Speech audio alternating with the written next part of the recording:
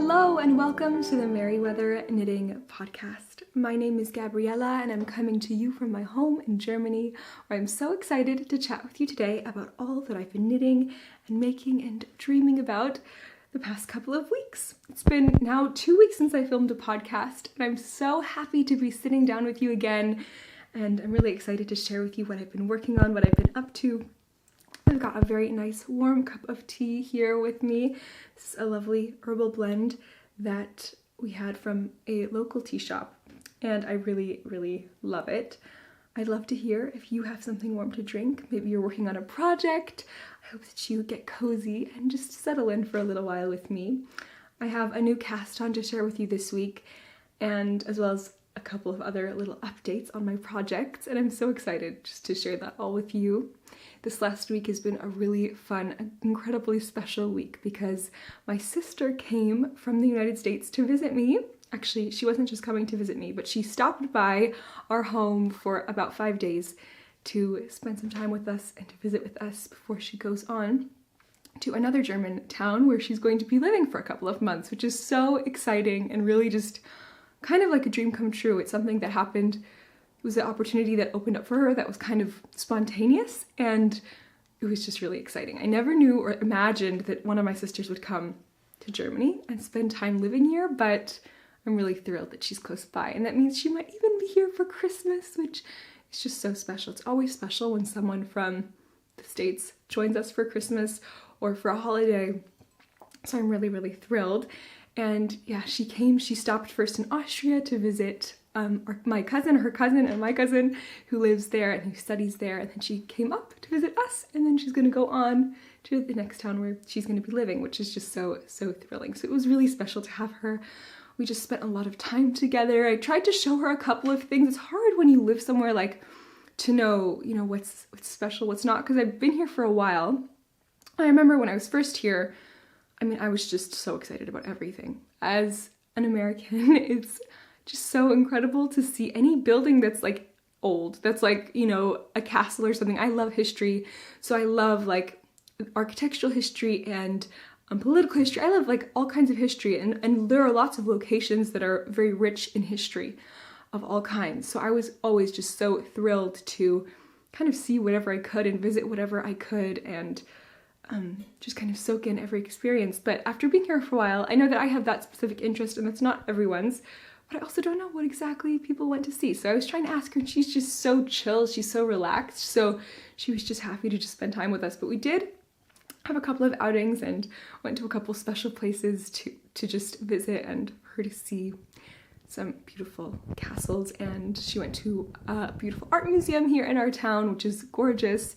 In the town that we live in, it's a huge art city. It's like they have a huge art exhibition every 4 or 5 years. I think it's every 5 years, which is international. It's just massive. It takes over the whole entire city, and it's just incredible. So because of that, there's an incredible, rich, kind of artistic, there are lots of exhibitions and museums that are always here.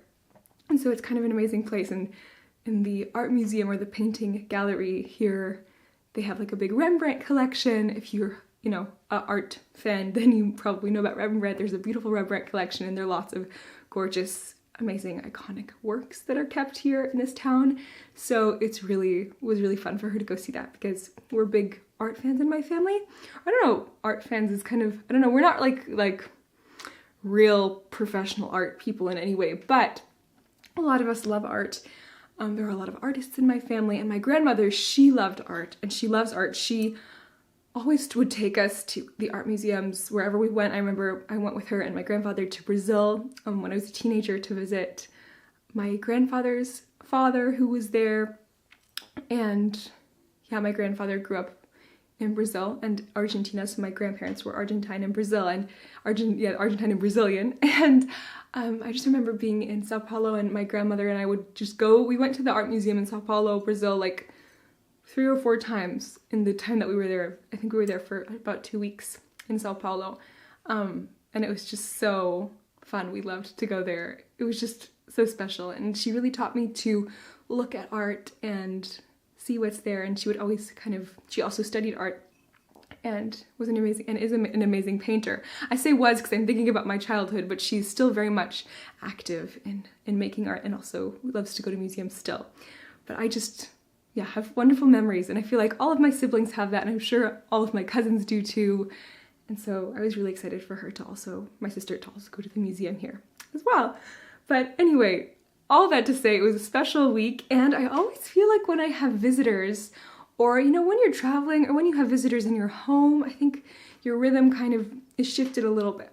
I think we've gotten better at kind of keeping a consistent rhythm in our daily life, even with visitors, even with traveling. We try to kind of keep it, especially for Esmeralda. It's like, I've found it so important for her to have kind of like a kind of know what to expect is coming, even when there is uncertainty or excitement around having new people in our home, or, you know, not new people, she knows her auntie and she adores her auntie. But even still, there are just, my flow in my knitting life is just a little bit different because of, you know, just that shift, and because I'm in conversation, I'm a little bit kind of in a different mind space, sort of, when I'm just spending time with my sister when people are visiting. So I feel like my knitting is a bit different than usual, but I had one project which I'm going to show you. You're going to see I made huge progress on in the last week, especially for me, and it's a pretty complicated project, and I'm really amazed at the progress I made despite having a visitor. So I'm really excited to share that with you.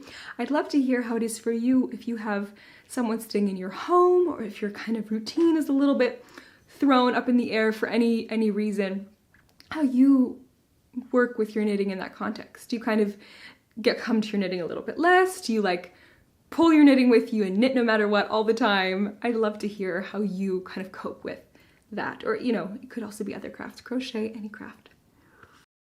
Same with reading. I feel like I hardly read a word in a book this last week. I just don't do it. There's just somehow when I have a visitor, it's hard for me to get to it, unless it's like longer term. We're just so excited to see my sister. But anyway, I'll show you the knitting now. I'm going to start with the project that I made. I don't know, it's the least exciting because there's such a little progress. I had hoped that I would have this almost finished. I do not have it finished, but I still made progress, and that is my little Overvintering Mini sweater by Enya, Ødegaard, the designer. It's a gorgeous little Norwegian design, and this is knit out of Rauma, Ødegaard, in a beautiful beige colorway, a green colorway, and a brown colorway. And it's just a stunning little sweater that I'm knitting up, and I'm enjoying it so much, but I hardly got to it the past couple of weeks. I had just kind of cast off the body last episode, and I don't even know if I had picked up the stitches for the sleeve. I think I had, but I've knit this much of the sleeve.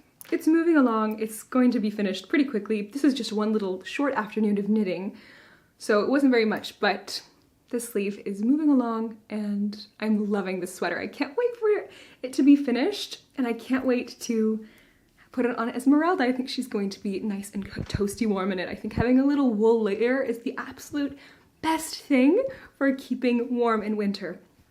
You know, in autumn and in spring, it's so nice to have wool because, you know, even when it's warm, it's so temperature regulating that it keeps you warm, but it also, you know, isn't like making you super like sweaty and uncomfortable like synthetic fibers would. And when it gets cold, having this under a coat just provides that insulation, which makes you really comfortable and warm. I just find that when I put on my woolen items, I'm sure those of you who enjoy knitting with natural fibers and wool also know what I'm talking about. There's just nothing like it. And I feel like it's such a luxurious, amazing feeling to have a layer of wool on in the winter under a coat.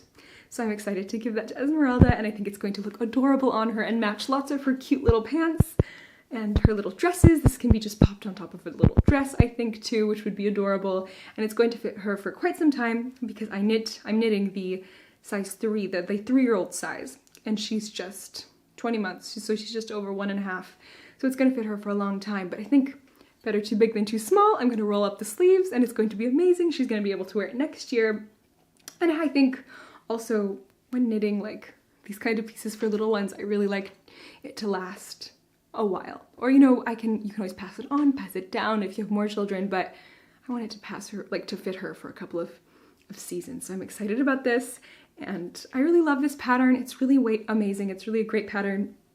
It is not, I wouldn't say it's if you're an absolute beginner, it's very, very simple. Like the knitting techniques used are very, very simple, but I wouldn't know if I would actually recommend it for a complete beginner because it's very, it assumes many things about you as a knitter. So it doesn't walk you through it completely, doesn't hold your hand through every step of the way, I would say.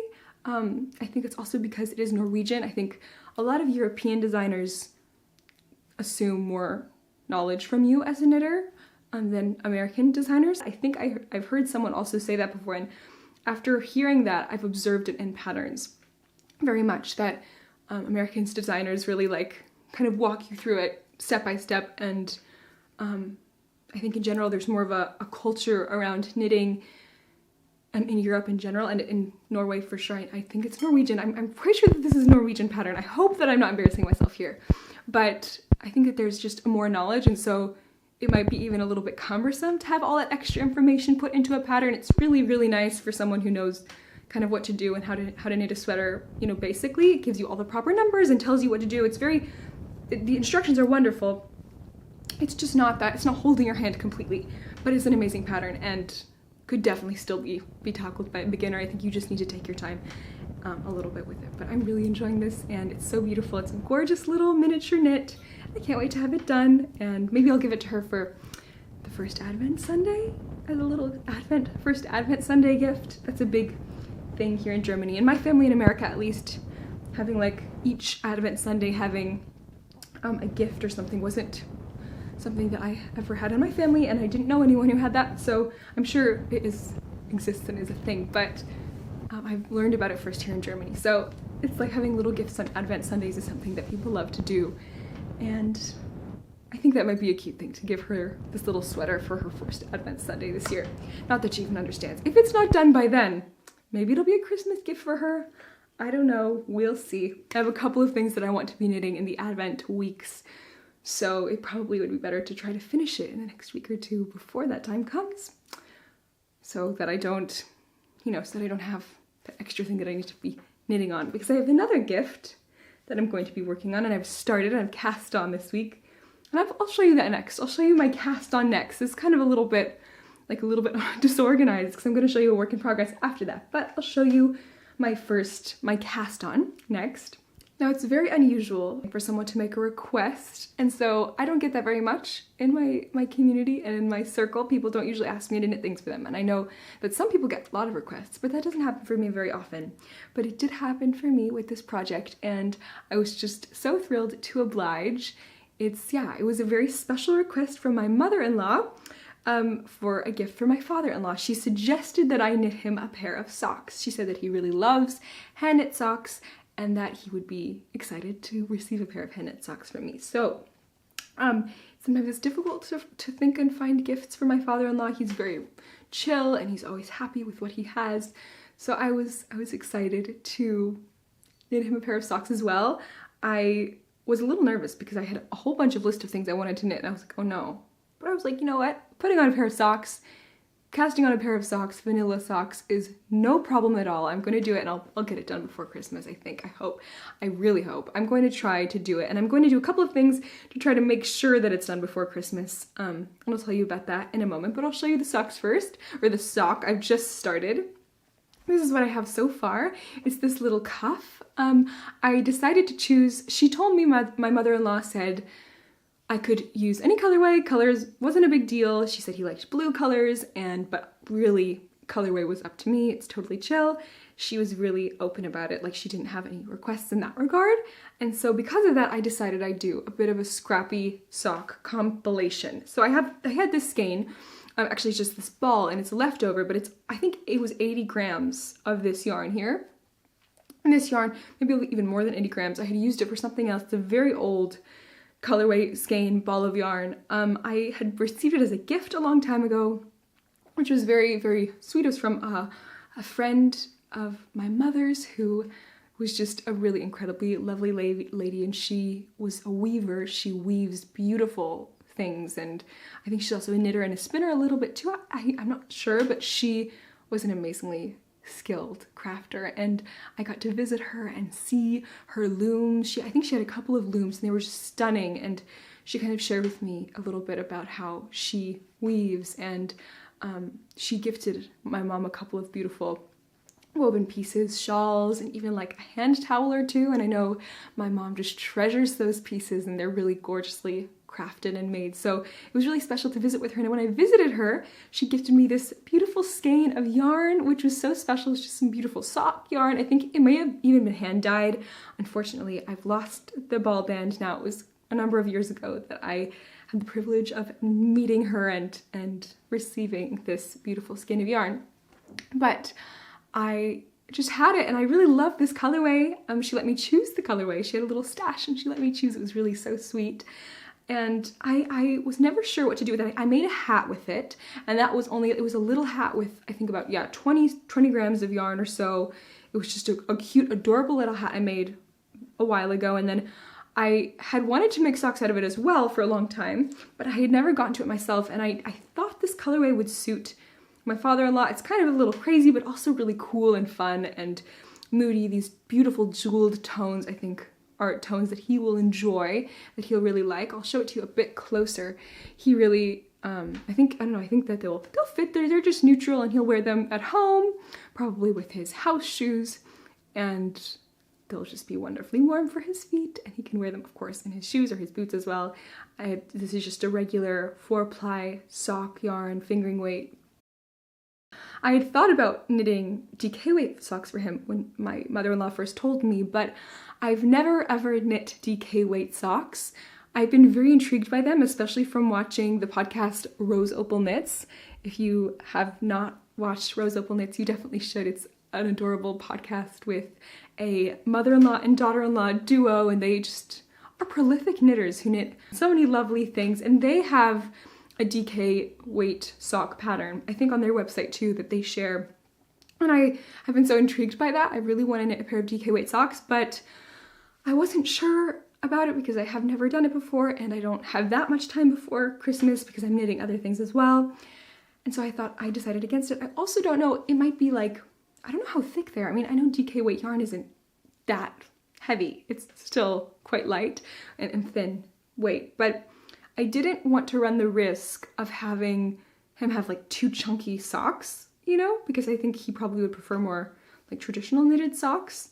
And here in Germany, people often gift knitted socks. I know he definitely has knitted socks, and I don't know, it might be like that my mother-in-law expects this kind of sock, and then if he gets these chunky socks, I'm sure that they're not chunky if it's DK weight, but I just decided against it for this time. But in the future, I really want to knit a pair of DK weight socks. But I decided for this, and I really like the colorway, and because it's only 80 grams, I've got to kind of get creative. So I found a couple of other little scraps. This is a little blue scrap. I'm going to be using this. I have about 25 grams of this blue colorway, so I'm going to be using that for the toes of the socks, I think, and the cuff. And then I have another little scrap which I'm going to be using for the heels, and it's also a blue, kind of similar to this one, a tiny bit different, but they both go really well with this main colorway and all these beautiful jewel tones, and I think it'll look good in the end. Another thing I'm going to be doing to use a little bit less yarn, and also to kind of, speed up the process to make sure I get it done by Christmas, is I'm going to do an afterthought, or rather a forethought heel. So I'm going to put in some yarn where I want the heel, and then I'm going to knit on and knit the sock to completion with the toe, and then I'm going to take out that yarn, pick up those stitches, and knit the little heel as well. So I'm excited about that, and I've knit that a couple of times before. I liked it. I think it's good. The last pair I knit, actually it wasn't a pair. The last one I knit one sock, and I did not knit the next sock because the colorway I had meant for myself, but I had knit it on wooden circular needles, which is what I'm doing with these right now, and the gauge was a little bit looser. My gauge is looser on these needles than on regular stainless steel needles, 9-inch circular. So I thought it was a little bit too big for me, so I kept knitting it super long so that it would fit Nick, and he does not like that colorway. And I also had knit them as kind of shorty socks, not super short, but kind of like sneaker socks with just a cuff.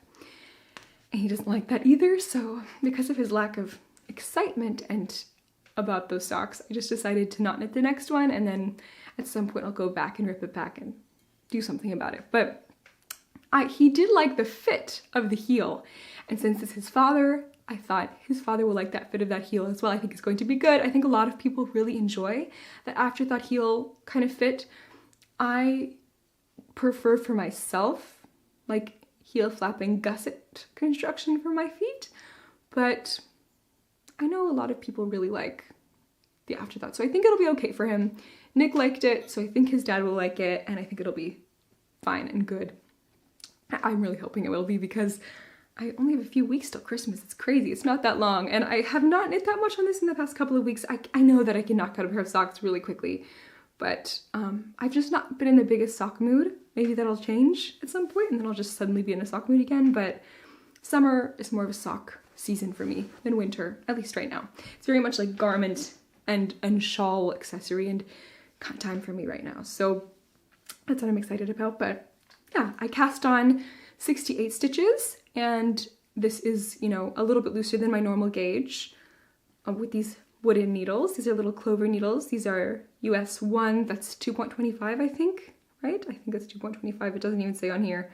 I think you will know, maybe you won't. I'll put it in the show notes, of course.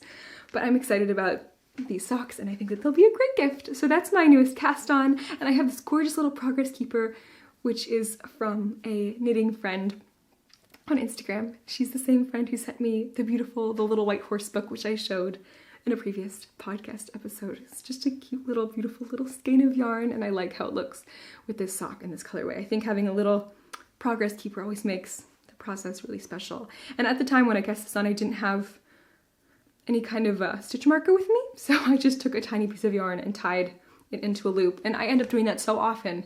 I have beautiful little stitch markers, but often I just end up doing that. I don't know why. I'm just in a pinch, I tie a little loop, and that becomes my stitch marker, which works just as well, but it's not as beautiful and not as luxurious. Before I show you my final project, my next work in progress, I'm gonna have a little sip of tea. I've really been enjoying herbal teas lately. I went through a phase where I was really enjoying black tea, but I'm back to the herbal tea. I don't know what it is. I just really enjoy kind of the delicate herbal flavors right now. But my final work in progress is my Anne of Cleves by Jade Starmore. I don't know if I previously said that it was by Alice Starmore, but it's actually a pattern by Jade Starmore. It's from Alice Starmore's book, Tudor Roses, which you probably have heard me talk about a lot, but this is my next project. Last time, I think I had just cast it on. I had literally just cast it on. I don't even know if I knit a row, if a row, maybe one or two max. But this last couple of weeks, I've just been in love with knitting this project. I have not been able to stop. It's so much fun. It's so beautiful, and I'm just so excited about it. So I have knit quite a bit. I'll show you what I have so far. I think this will be the front side of the project of the sweater, and it's just this gorgeous cable design. I'll put a picture here really quickly to show you how the finished design looks before I go on to show you.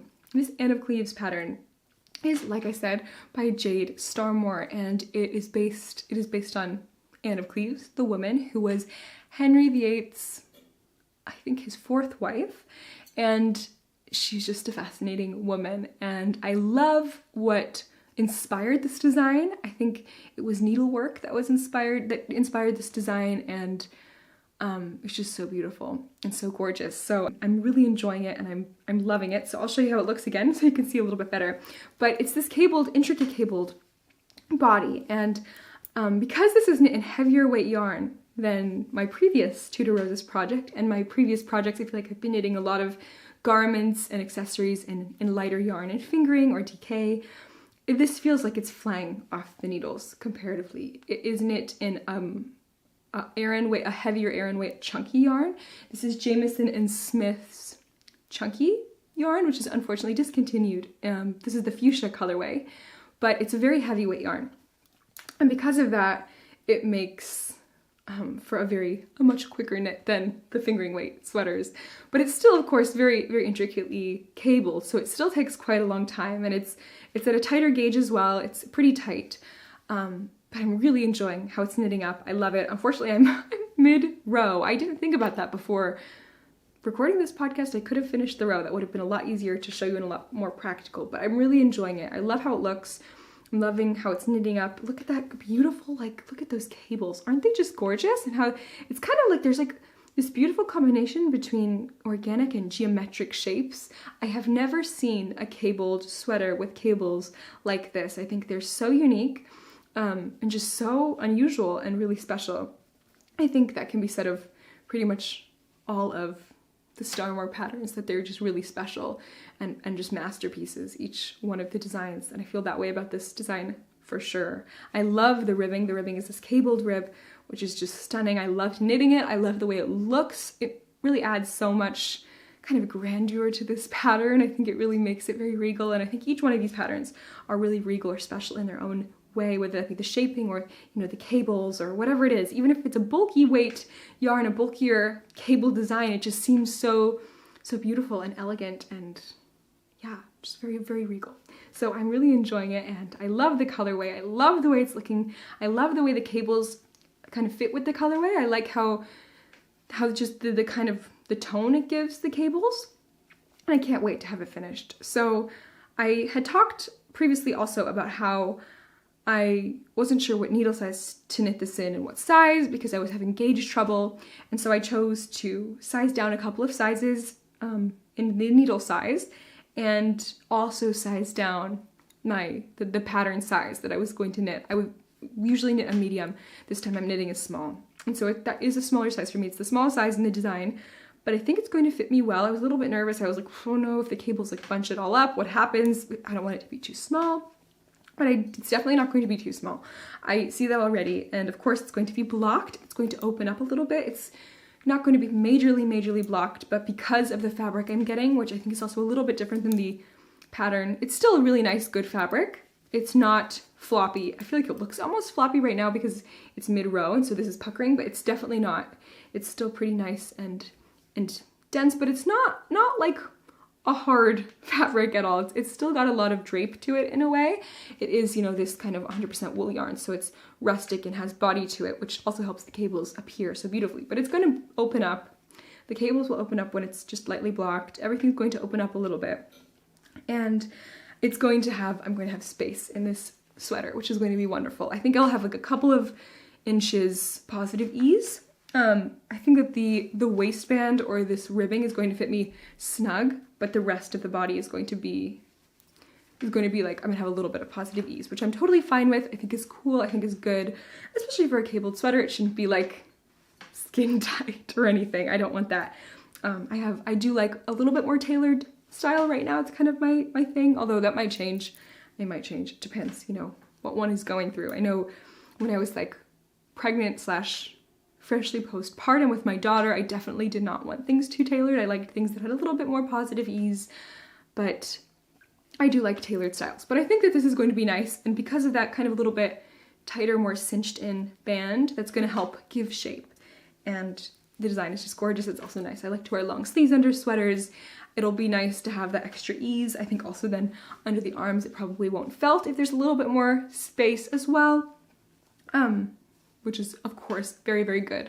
And I'm so excited about this sweater. It's going to be beautiful, and I'm already almost halfway done with the cable motif, the cable design, before I come to the point where I need to shape for the underarms. So it feels like I'm just making progress so quickly on this project.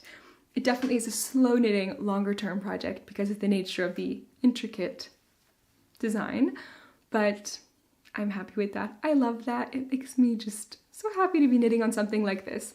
And it definitely, I don't know, it adds something to it when you carry a project with you through a season and it sees you through a certain period of time in your life. You have it as a memory too, holding that memory with you. So I've been knitting on it in the evenings.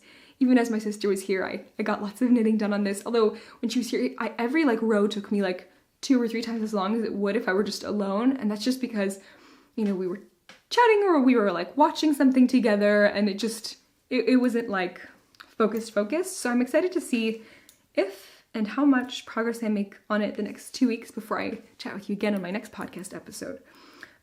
This was actually also a project which was in my Make 9 2021 board, which my Make 9, I'm going to be making a video talking about my previous Make 9 2021, because it was just so, it was funny. My assumptions or my goals for the year, I guess you could say. Although I didn't see them as goals. I saw them as more of like an inspiration board, a kind of like vision board, but I'll chat with you more about that in another video. But it's really, this was on my board and I'm happy to be knitting it. And I just love it. And I love this yarn. So I'm really excited. I'm really just thrilled to be knitting on it. I can't wait to see it done. What more can I say?